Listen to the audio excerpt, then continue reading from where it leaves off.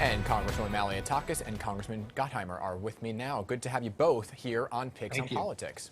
Good morning. Good morning to both of you. So it is rare to see politicians from opposite parties in this day and age joining forces, right? But what is it about congestion pricing that brought you two together on this issue? And Ms. Malliotakis, I'll begin with you here.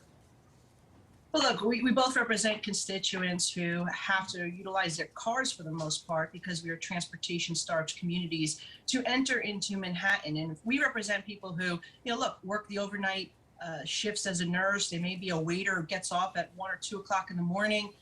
And right now, people are very uncomfortable riding our subway system. Yeah. Now, if we want to improve ridership, we should get our subway system back on track and make it safe, not hammer people over the head to pay an additional toll to fill the MTA black holes. That's not the answer. So Josh and I are teaming up and partnering to push back against this and urge New Yorkers to submit written comments right now through September 10th. It is incredibly important that the Federal Highway Administration and the MTA hear from you so we can trigger what we believe is a full and thorough environmental and economic impact study. Yeah, Mr. Gottheimer, I'll give you some time here as well.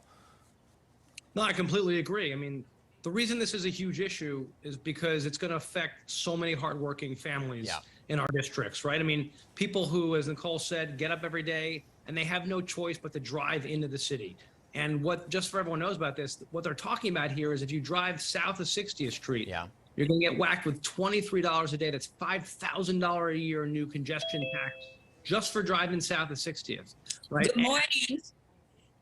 So here's the thing. Let me get you both on this because some of your fellow Congress members are for it, right? Congressman Jerry Nadler, Congresswoman Carolyn Maloney, for example, they are all for it. They're all in.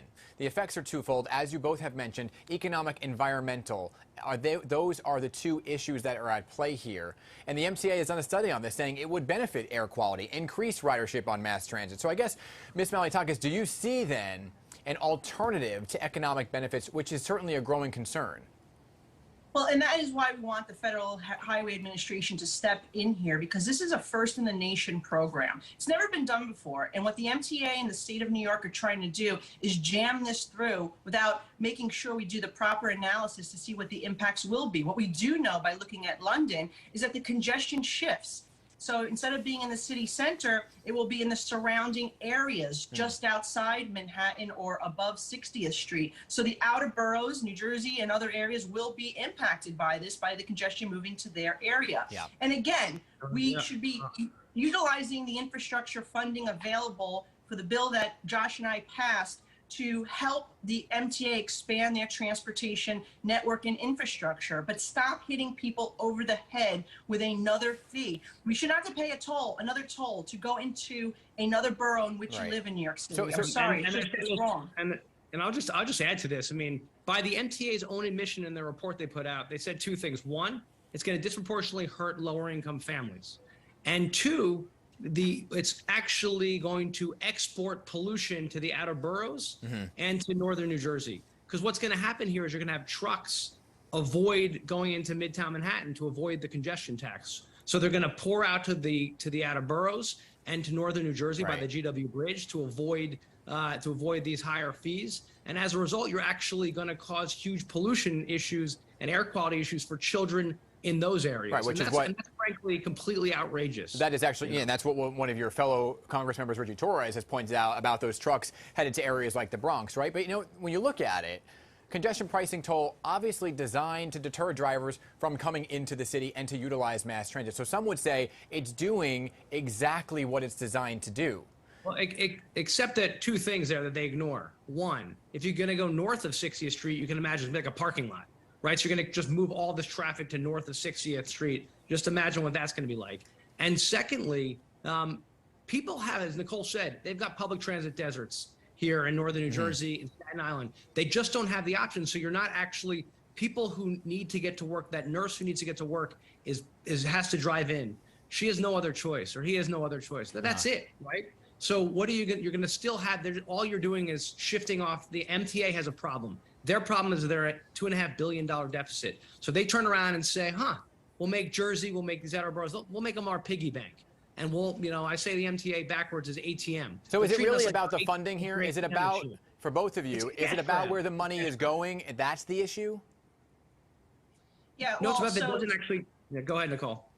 Well, I was just going to simply say that, look, we know the MTA is a black hole. They've received billions of dollars in federal funding. We want to know where that money is going, that they keep asking for more. Josh and I are introducing legislation to require an audit by the Inspector General of the U.S. Department of Transportation to audit the MTA to see where the federal funding that we're giving them is actually going. But also think about the economic ramifications of this. We're coming out of COVID. We want people to bring their employees back to work. We want tourism to return. We want people to come into and enjoy our restaurants and all New York City has to offer. This will only discourage it. And that is wrong to do this in this economic time. So what is the... Why would you do that to people right now when they're struggling, trying to get back on their feet? They're facing higher costs. You're going to hit them with a $5,000 a year extra tax on top of the $4,000 GW bridge. It's so Mr. Gottheimer, what's the end game then, right? Is it that Staten Island and New Jersey don't pay a dime more? Do either of you see a compromise with the MTA? Because this is going full steam ahead, right? So is there medium ground? Have there been talks going on with the folks at the table who can maybe come to a compromise? We're in the fifth inning here. I don't think this is a done deal by far. I think they're just getting, and there's public comment, as Nicole said, at the end of the month. And I think they're going to hear from the public, and they're going to realize, oh, wow, this was a terrible idea.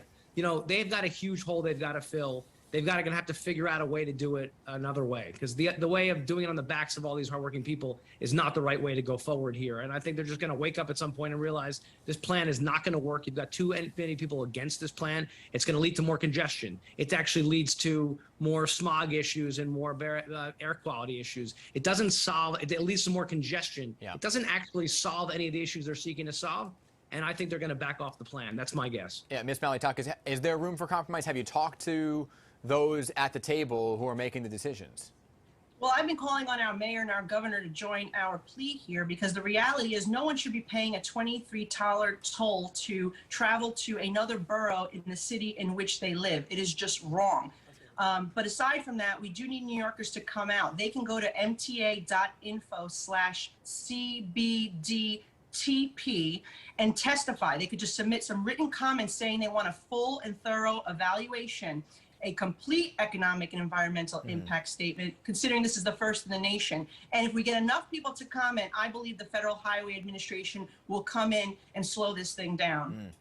All right. I think, by the way, do both of you, do you support, if it does go through, do you support exemptions for those who live in the zone, like if you're coming from either of your areas? I think this is not going through, and I think everybody in New York and New Jersey should be exempt. If they want to charge a toll to people from Mississippi coming through, go ahead. Gotcha. Have at it. You don't whack the people. We've always had a cooperative relationship between New York and New Jersey. Look at the Port Authority, more than 100 years old.